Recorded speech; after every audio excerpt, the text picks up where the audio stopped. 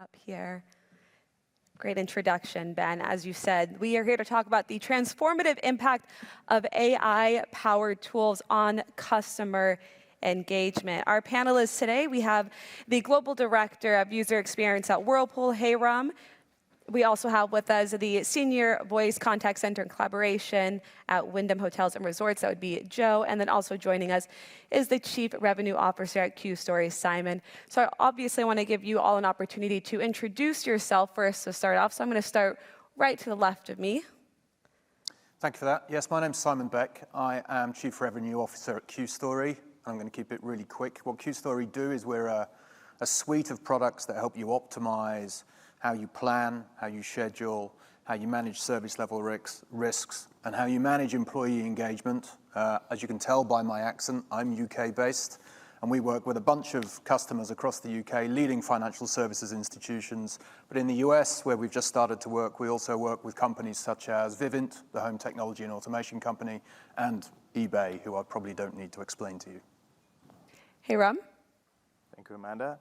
Hello, everyone. This is Heramb Dandekar. My team at Whirlpool Corporation works closely with our stakeholders, marketing, engineering, and IT, to look at our consumer experience journey holistically, identify the right key touch points to target, and through our research and through our assessment of which ones are going to yield us the most ROI, we then go after that touch point. So overall, making sure that we're investing in the right areas for the company to move forward. And Joe. Thank you. So Joe DeLuca, work for Wyndham Hotels and Resorts. Wyndham Hotels and Resorts is a global organization.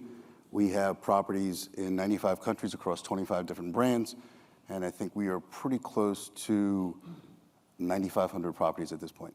We're a 100% pure play franchisee company. All three of you, thank you so much. And I want to expand off of Heramb's comment about those touch points. Starting off that conversation about integrating AI-powered chatbots and virtual assistants to enhance operational efficiency and customer satisfaction at the same time. Heramb, because you mentioned those touch points, I would love to hear your opinion on how we are able to combine those two components. Yeah, absolutely. And that's, I think we're going to have a lot of this discussion over the next couple of days. Of course, we learned a little bit earlier about how human connection plays an important role. Even though projection is 95% of these interactions are going to be AI-led or technology-led, you could also assume that the number of interactions are going to go up, right? So it's not going to be the same number of interaction, and AI takes a big chunk of it. The important piece to keep in mind is as you look at that CX journey and all those touch points, there's going to be some key touch points that are going to hold more value than the others, right? Those are going to be the high value experiences that companies really have to invest in. And it's important that overall with your stakeholders, marketing, engineering, and IT, you align on what those touch points are and look at where can self-help and technology really aid. So I'll give you an example. Let's say we're talking appliances, right? If something breaks, if you guys just want to look into what's covered, is my warranty still active? Is my appliance under warranty? And look at some of those preliminary things. You shouldn't have to call a 1-800 number. You should be able to do that. That's self-help territory, right? And that can be done much better now with AI, much more naturally, with less glitches, and give you a faster result. Now, depending on what appliance it is, if it's a coffee machine, different scenario. If it's a refrigerator, that's a big deal. If it's broken, you have hundreds and thousands of dollars of food in there, right? So that's when, if the corporation knows that we need to inject a human here, and the human is going to be able to empathize with your situation, figure out a way to resolve it in the fastest manner. So that's how we have to make sure that those both work hand in hand. Again, the goal here is to elevate the brand and foster brand loyalty looking forward. Simon, I think Heramb just mentioned a real good point of bringing that human component in as well. What are your thoughts then on how we can use AI, but then when do we pivot into that human interaction? Yeah, that's a good question. Look, AI is a tool, and like many tools, how you deploy it and how you use it can get very different results. AI can also be a fantastic supporter that enables some of your contact center agents and employees and colleagues to do their job in a better way and serve people differently. But you also have to be incredibly careful, because the more that you put into self-service, the more that you put into those tools, if you look at it right from when we started the internet till our banking moved onto our phones and in those apps, sometimes the failure of those things can only create dissatisfaction. They become commoditized. If your phone app doesn't work for your banking, you are angry at it. If it does work, you aren't more satisfied with your bank. And that means that there are going to be high-stakes interactions that genuinely are moments that matter, that need a person who can deliver empathy, who can emotionally respond to your customer, who has emotional intelligence. Those moments that matter will be the ones that define your brand going forward. So if you have an AI strategy, I would suggest that you need to make sure it is an overall coherent part of your people strategy, your employee strategy, your overall customer services and customer experience strategy. Because if you're not considering what happens in those moments that matter, those people engagements, the one thing that's true about AI is it's made it quicker than ever for a customer to switch from you to one of your competitors. So you have to think about how you invest in the people such that they deliver the brand experience that you want to deliver. I see a lot of heads nodding along in the audience, and moments that matter, I know, is a phrase that we have all loved, especially in this customer experience journey. Joe, when it comes to strategies, how can businesses adopt and effectively deploy self-service technologies?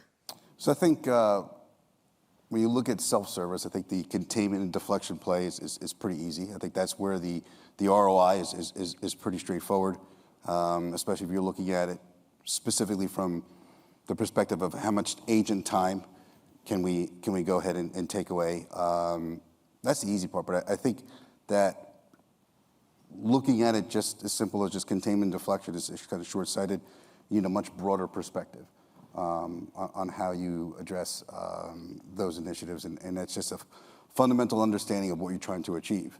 There's so many solutions out there, and there's a lot of well-curated demos, if you will. There's a lot of providers, and quite honestly, no one's doing anything fundamentally different, right?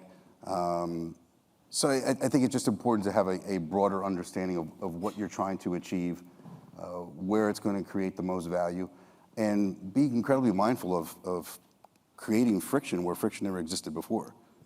So it's a balance between understanding that and understanding when you need to fast track that interaction to a live agent, because that's where it just falls apart. And Joe, when you zoom out, then there is the overall objective that you're trying to get across different verticals, the organization.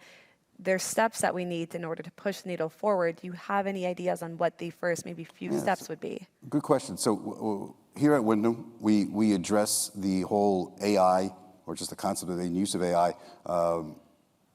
across the entire organization. So we have a steering committee that meets, and it includes all verticals between legal, HR, marketing, finance, IT, and it addresses AI and the use of AI where it's going to make the most sense. And because there's such a fundamental disconnect and misunderstanding in terms of just what AI is, what it does, where it can be useful both internally and externally, because there's plenty of tools that service both. But I think that broader understanding organizationally of what that objective is and where it makes sense is really key to ensuring that those investments are made and your success is probable. Simon, I feel like you have more that you can also expand on because you touched on the component of empathy as well. Yeah, look, I think there are some very real risks to AI.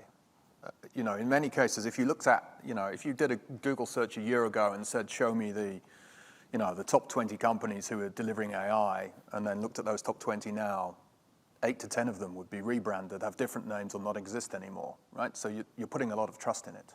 Also, it can hallucinate. The idea of AI hallucinations can create real risk. 98% accuracy may well not be good enough for your business.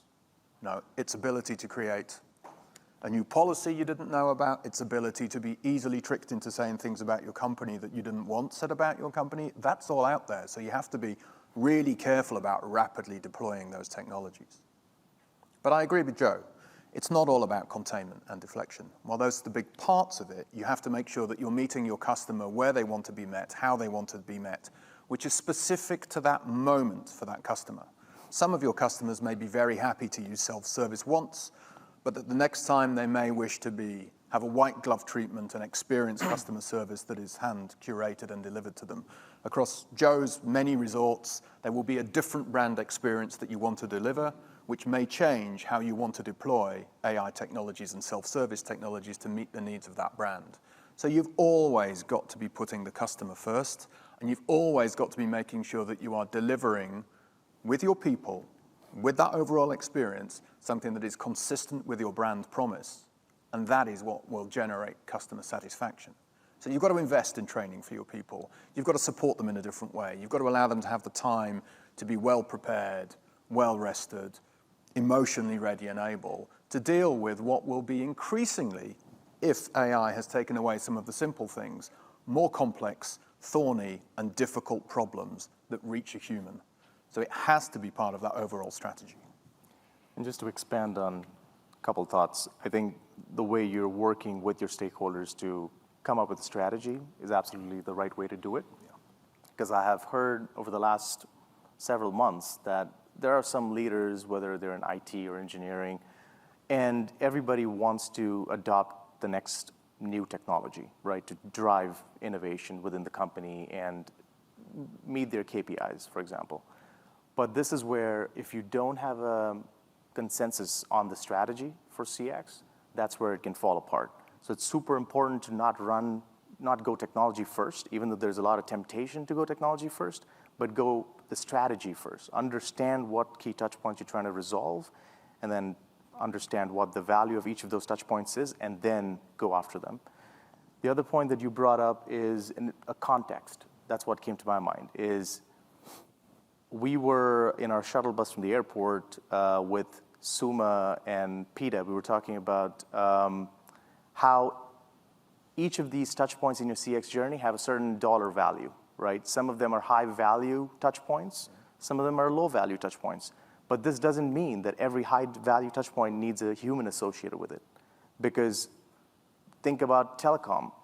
AI, as you said, has made it very easy for you to do a quick search on which telecommunication provider you want to go with, phone service you want to go with, right? So you may have somebody who's a Conquest customer and you want to take them on, like you want them to convert from AT&T to T-Mobile, for example, but this may not be the right moment to introduce a human. They don't need a human at this point. They're just doing their research and they can do it online. So it's super important to also understand when does a human come into play? When does that empathy become critical versus you just let them do it online, and if you have the confidence in the data that AI is going to process and produce, then just let it happen. I'd add one more thing to that as well, which is very genuinely, if you are about to make a large investment in AI to potentially contain, deflect, or enhance a customer experience somewhere, but you are not making an investment in your people, if you are not making an investment in your largest cost base that sits out there, which is probably the people who are doing most of these things, ask yourself whether you're making the right investments in the right places. How are you making them better? How are you enabling them? How are you training them? How are you allowing them to be brilliantly supported by their team leaders and managers so they're highly effective coaches that can improve all of those things? To have just an AI strategy and an AI investment, but not to have an investment in all of the other things that matter is incredibly short-sighted. And to expand off of what Simon was saying, I know that independently we all talked about this idea of the map of emotional journey when it comes to your CX teams from the organizational standpoint, finding the root causes, the symptoms. There's a lot that goes in where it becomes a high-stake component. Joe, how do you begin to understand what your CX teams need, make sure that they are also feeling supported? So I think that would really be specific to understanding the journey, understanding the objective, and understanding where the pain points are. So if you look at the tie-in between agent experience and customer experience, which they really go hand in hand, right? It's not as simple as saying, all right, well, we're going to go ahead and introduce this solution that is going to help you be more productive and be more efficient. It's beyond that. It's understanding specifically where that solution can be taken to the next level and understand how it could help an agent, for example, in a real-time fashion. We have a solution that we utilize today in our centers broadly that provides real-time feedback and coaching. Speaking too slowly, it's going to go ahead and raise a cue that's going to indicate that. If the call, and the AI senses within the call that there's more empathy that's needed, it's going to pop a cue. And so these are different tool sets that are utilized that ultimately, it just comes full circle between a productive and a happy agent to a positive customer experience. Heramb, building off of what Joe is just saying, there's also that component of AI having risk that we can't ignore. How do we navigate those risks? Yeah, that was a great example, by the way. When you empower your customer support team with real-time AI feedback, for example, what happens then is it frees up their mind to actually have a personal connection with the person on the phone, right? And that goes a long way, not just with the resolution of the issue at hand, but also from the perceived value of the brand, right? So it really is sort of augmenting your customer service staff. And currently, if they were half listening and being disengaged and typing into your computer to look up the policy or whatever research they need to do, in this new scenario, that's happening automatically. So it's really helping them and freeing up their mind to really engage with that customer firsthand. So I think that is a great example where you can increase the perceived value of the brand and also provide some better experience, and not to mention the time required to resolve that issue might go down significantly. In terms of risk with AI, as Simon mentioned, I mean, AI hallucinations are real.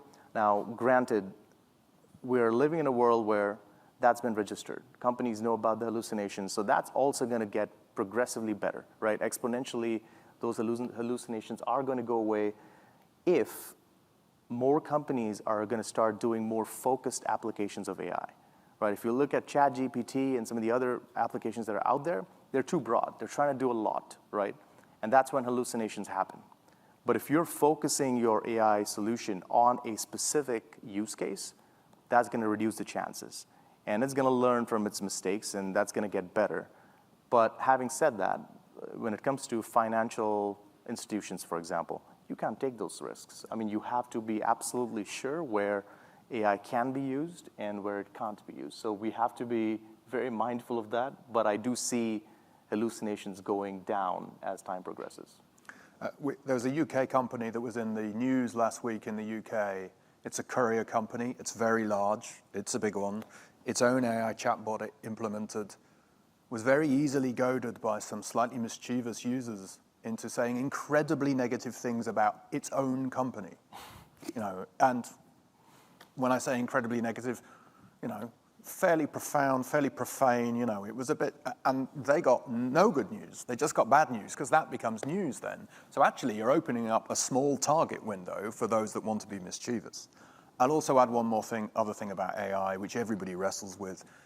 The first time we worked with eBay is the first time I've ever seen an AI clause enter into a supplier contract. So you absolutely need to start to think about where your data and your customers' data is going, how that is being then used to form models, which are then being commercialized, potentially by an AI vendor that may well be out there. So at some point soon, we as an industry have to decide how we're going to get a grip on all of these things that are putting different pieces of data out there and forming different business models for others when it's your data and your customers' data that is being used to teach, coach each of those AI systems. So I can add to that, and Heramb, you mentioned moments ago, and then you just mentioned it several times, and that's the data. I can't stress enough the importance of that layer of the stack. Yeah. If that data layer is not tight, yeah. All of these things, all of these other risks and all these other things that are negative about these types of experiences and use of these tools, you're going to start to see that. Yeah. So having everything set at a foundational level and understanding specifically what needs to be reconciled and right-sized and collapsed and consolidated is key to the success of these types of solutions. And it doesn't matter what it is, right? I mean, if you're going to do any type of data dip into any type of a source that has customer information, that's critical to ensure that that is solid. Yeah, you guys mentioned a few things I think are really important. One of them being this idea, it feels like a coach to be able to have somebody tell you, okay, you need more empathy, or maybe you need to speed up the way you're talking or slow down. This other component of having the industry figure out what these regulations are going to be like, how we come together. My mind also went to the brand component because you also have to understand your organization and your brand. So, Heramb, where do you begin to take those beginning steps understanding your brand while also using AI and trying to encourage your team?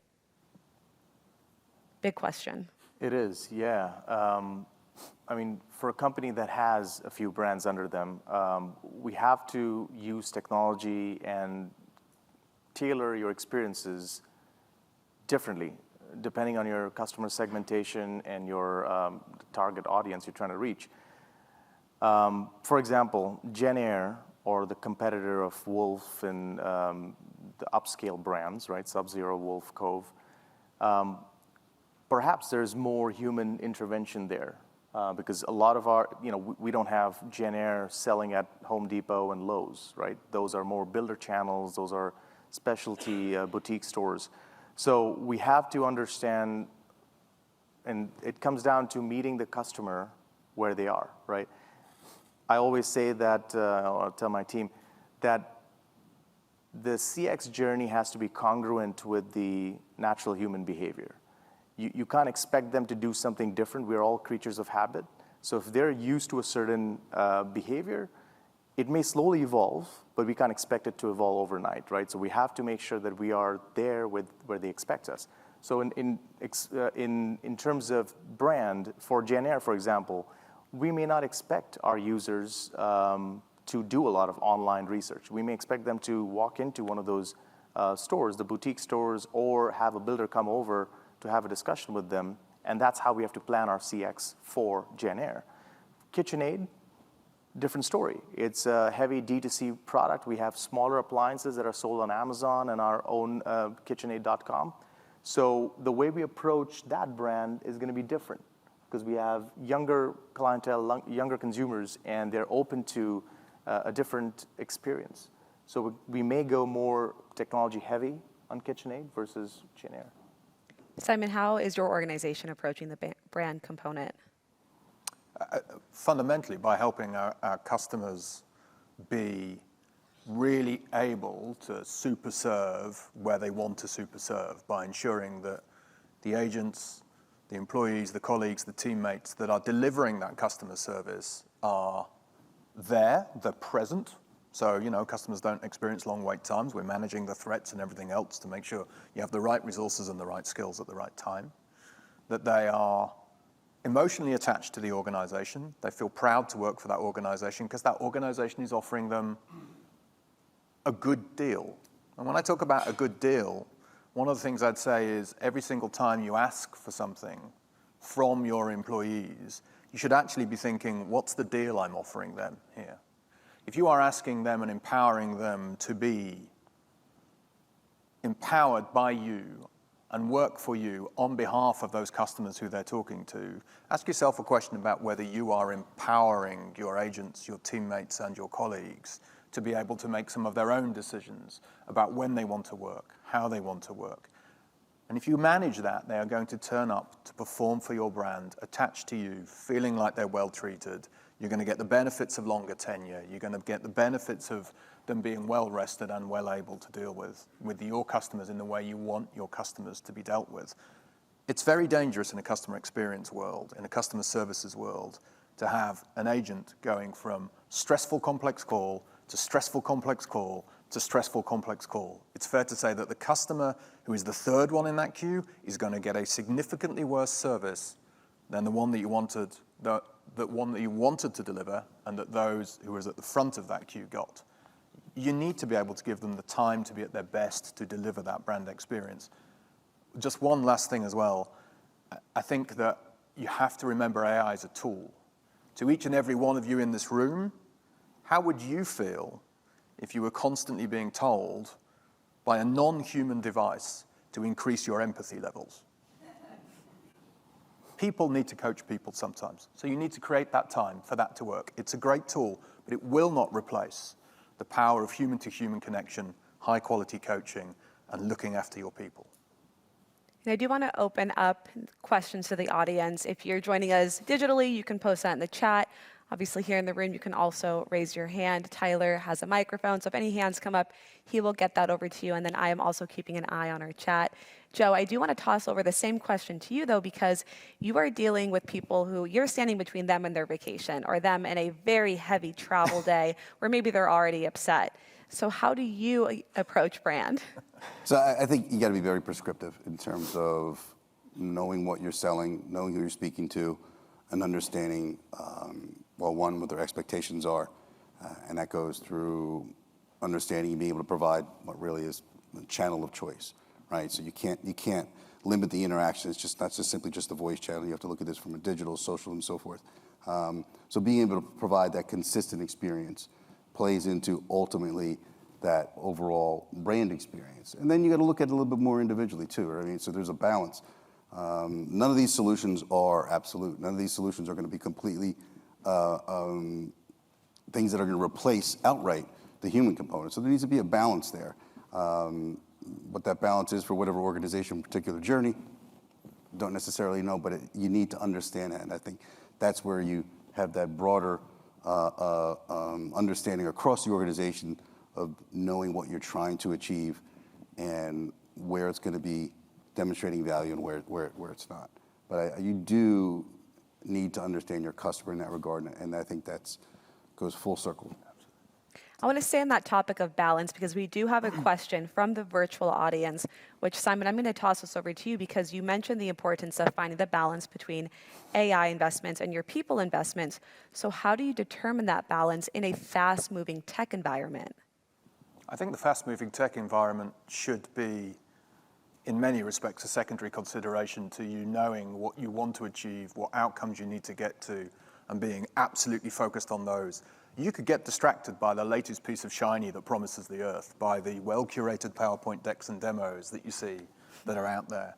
If you are consistently set on what your strategy is to deliver outstanding customer services as part of your brand promise, what you want that customer experience to look and feel like for those customers, how you want them to receive that, then you can build your people strategy. You can build your strategy about what you want to deflect, what you might want to automate. Then you understand the capabilities that AI can give you, and you be very considered as you move through that process. There's no advantage to being the first mover sometimes. There really isn't, right? You need to be careful. The very first people who tried to conquer lands, they were shot at with arrows, and they didn't necessarily succeed there. You might want to be the settler, the people who came in afterwards and didn't suffer, the local tribesmen throwing things at them. And apologies, we did have a big empire once, so we did our own fair share of messing that up as Brits. But you've got to be really, sometimes it's called the bleeding edge in tech firms for a reason. There's pain there, right? So be really considered about the decisions that you take.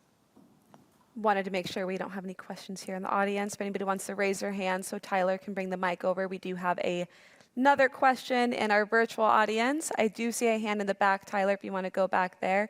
In the meantime, I'm going to get to this question from Katie, who asked, what are some of the primary metrics you look at in data modeling and customer touch points in order to make decisions about where tech can help and where humans have to stay involved? Heramb, would you like to take a shot at that question about where humans can stay involved and those customer touch points in order to make decisions? Yeah, as I had mentioned, I mean, it comes down to those touch points that, and we're here from various industries, right? So everybody's CX journey is going to look vastly different, from retail to e-commerce to fintech to hospitality and so on. But the important piece is understand the context of that key touch point, right? First of all, you're never going to be able to address all touch points or all moments at once. Nobody has that budget. Identify the key touch points, understand the context of that key touch point, and what best serves that context. And that's what Simon and Joe is getting at as well, is having that strategy. Once you have that strategy put together, it doesn't matter what tool or what technology comes to play, you're going to be able to act on that strategy. But it's important to have that understanding of your brand promise, your brand value, and how your CX journey needs to flow in an ideal scenario, and then we can use the right tools or technology to supercharge it. Tyler, we have an audience question in the back. No. So this question is really for the entire panel because I'm interested in your perspective. Functionally, as somebody who's focused on CX, a huge part of what I have to constantly do is to also talk about how we are still driving costs out of the business, particularly with kind of the advancements in AI. What's the risk? And I think, Heramb, you mentioned about meeting customers where they are. So what is the risk of meeting customers where it's cheaper or cheapest, right, which is usually now kind of shifting people to digital, to self-serve, versus kind of meeting them either where they would prefer or where they're accustomed? So what is that risk? Because more and more we're being asked to kind of prove out how AI kind of products and services and capabilities can allow us to kind of shift from assisted support to self-service, which might not be the desired thing, right, for certain moments that matter or certain journeys. Do you want me to have a go at that first? I can have a go at that first. I think it's really important that your senior leadership team and your boards of your business are very clear about what they're trying to achieve. It's really easy to be seduced by a shift left strategy of move as much to self-service and automation as you can. If I think about eBay, for example, one of our customers, they're quite enlightened in that they look at their cost of service overall as a function of the overall revenue of the business, as a function of their NPS scores that they're getting. So for them, it's not always about drive cost out. It's about ensure that the cost to serve as a proportion of the revenue is important to them. They're quite enlightened as a customer in that their leadership team are very focused on that as a long-term goal. So customer lifetime value is something that everybody was talking about some years ago. I still think there's merit in that. So it is about not being seduced by that target of take 10% out of your cost base this year, because there will be consequences unless you're sure that that is supported by the rest of the journey. And you need to be reporting those other metrics that talk about, have I retained the revenue? Have I got net dollar value retention? Exactly what else is happening and your component part of that overall experience. And if I were to add to just answer your question, maybe it's not a direct answer, but I would recommend experimenting and see how that transitions, right? How that, I would say, traffic moves from assisted to self-serve, because if we're knowingly transitioning to a cheaper option, there's a potential of losing customers. Because again, your customer journey has to be congruent with the natural behavior. And if it doesn't match up with the natural behavior, then there's a risk there. Now, behaviors evolve, of course. So we have to also make sure that our journey and our CX strategy evolves with the behaviors. And sometimes some of our research helps with that, right? So we can do co-creation, we can do some ethnographic research, interviews that really help with understanding where the thought process is going in terms of shopping and online shopping, or even in terms of retail. But yeah, I would say take prototyping, research, and experimentation as one of the steps before we go full throttle. Yeah, and I would say know your customer. I mean, it's you can't make reduction in cost be the primary driver. So if you look at the channel of choice question, I think that's incredibly important, and that really should be at the top of the list, because the truth of the matter is customers are fickle. I mean, you think about just the emotional component when you are online, and whether you're just shopping for something and the web page is not loading right away, or your cart did not update properly. There's a lot of competition out there. You're going to go elsewhere if that's something that repeats. So you got to be really cautious about that particular approach, just to ensure that it's appropriately proportionate to who you're targeting, while simultaneously. I mean, you look at the cost savings, like a cheaper channel. That's just another benefit. Yeah. But if it sits there at the top, and that's really what's motivating, because the unfortunate thing is, especially as you start to present some of these CX-driven initiatives and trying to formulate that particular ROI, and you start to go outside the realm of Containment and deflection, which is pretty straightforward, right? Agent time and so forth. It gets really dicey, and you're going to have all the way up here looking at the bottom line on a particular spreadsheet and say, well, this is how much we're going to go ahead and save here, and everything else gets lost in the mire, so to speak, and I think that's where it potentially could fall apart. So we go full circle to balance, really. Understand your customer, understand who you're targeting, but by all means, the channel of choice, I think, is incredibly important. And you take someone like myself, and it's kind of ironic, and I'm responsible for bringing these things to the organization, developing and deploying, while simultaneously I'm that guy who's calling into an automated system, and I'm getting pretty colorful pretty quick. Right? It's just, I want to speak to an agent. It's understanding the customer, and there's going to be some huge generational shifts and consumer shifts where that needs to be tightly coupled to that overall strategy. Simon, it sounds like you're wanting to add to that. Also, if anybody wants to raise their hand, Tyler will come bring the mic over to you to ask a question. No, I completely agree with what Joe said. I am another one of those. There are times where if I face down an IVR option, it drives me nuts. There's a problem in there as well with the balance, which is, if I'm trying to drive down talk time and average handle time, let's say, right, within my customer services community, but at the same time, I want to be empathetic and customers to feel like they've been listened to and you've connected with them. Those two things they don't naturally coexist, right? So you need to decide what you want to do. You need to go, and I'm a firm believer actually of saying, what feels consistent with the brand? What's our value? What's our promise? What do we want it to feel like? Does it feel like the right thing to do? Let's continue to give our customers choice about how they want to consume that service at that point in time, but let's make sure that every one of those choices is optimized for them. And then let's see what they tell us. And people are stupid, right, sometimes, right? They're not logical.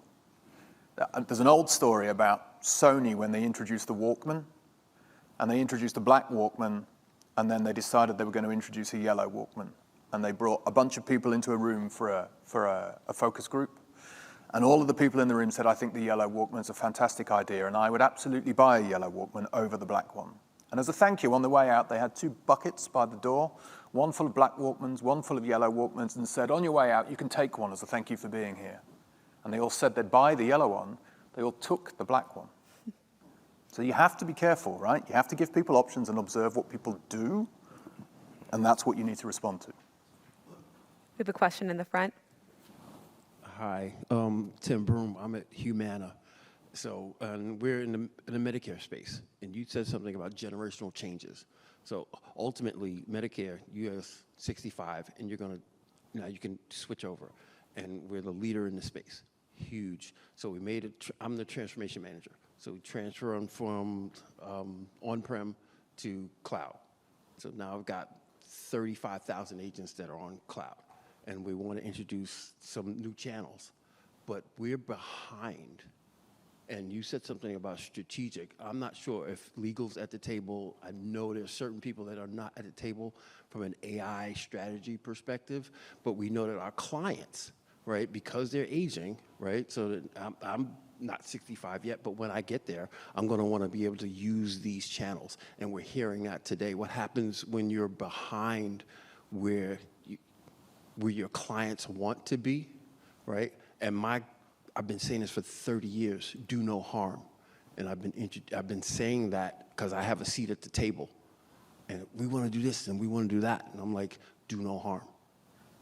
Keep it status quo. Let's try it, introduce a little bit. Have you ever been in that position? What the question about, to answer, there is legal involved, in lockstep with all this, because that is, and you had mentioned it before. You talk about from a contractual perspective, these things are this is all standard game now, right? All of that language, and you're in healthcare, you said, correct? Right. That's a whole other animal right there between HIPAA and everything else you have to deal with. I would imagine it's imperative that legal's involved in that, because I see what I have to deal with, and it's all important, and it's all absolutely critical to the process. But you can't, nothing can happen in the silo in this regard, you know, and you're not going to make that huge change and that huge shift fundamentally if you don't have everyone at the table. And there's got to be a solid understanding that's fostered across the board in terms of what it is and what it isn't. And there's a lot more what it isn't, I think, you know, especially when you think about it in terms of generative AI versus conversational AI, you know, and what those differences truly are. And, you know, and you start to think about, you know, all of the stories about the hallucinations and, you know, all these other things. That's pretty palpable, right? And that stuff needs to be addressed right out of the gate. And then you need to build everything around that. And it's just, yeah, it's a tough one. Was there a component to your question that talked about adoption? Like if you were slow to adopt AI, do you think that's a detriment to your success? Or? I think it can be slow, but if we, out of the gate, and you said it, if we make the wrong decision, right, and because we're so heavily government regulated, and there are CMS, and there are a lot of components that happen, right, that can take us from, you know, to having, you know, 95% share or whatever percent share, and we lose 2, 3, 4, 5% share. We're a multi-billion-dollar company. 2, 3, 4, 5%. It affects the stock price, right? Yeah. So, and I'm at the table saying, don't go too fast, don't go too far, but I'm not at the head. No, and that's fine. That's why I was asking that question, because every industry is going to adopt at a different rate, right? Automotive is going to run at a different rate than consumer electronics, than consumer goods, and same with fintech versus healthcare versus, you know, so everyone has their pace, and that's okay, because there's risk involved, right? Yeah. High stakes and life at risk. So totally fine to take your own time and build that confidence. And there's a lot of research techniques and experimentation that can build confidence, and then you can deploy slowly. Yeah, I think I heard you say your concern was that you were behind. I think you're probably not, right? First of all, there's a whole bunch of people talking about a whole bunch of things that haven't actually deployed it fully and in anger yet, that are still experimenting with it. I'm behind who? You know, there isn't an expectation for you and your users that you will be where Apple are or where maybe any of us are in that journey. So you've just got to make sure that you meet your customers where you are, and an approach that says I'm going to safely protect my customer experience and do no harm, that's probably a better strategy in what I'm assuming are quite emotionally involved conversations sometimes, right? Always, yeah? Then definitely do no harm is probably a great place to start. Right. Don't be rushed by the hype. Simon, Heramb, Joe, I want to give a big thank you to all three of you for having this panel discussion, and for our audience for also asking questions. Thank you so much.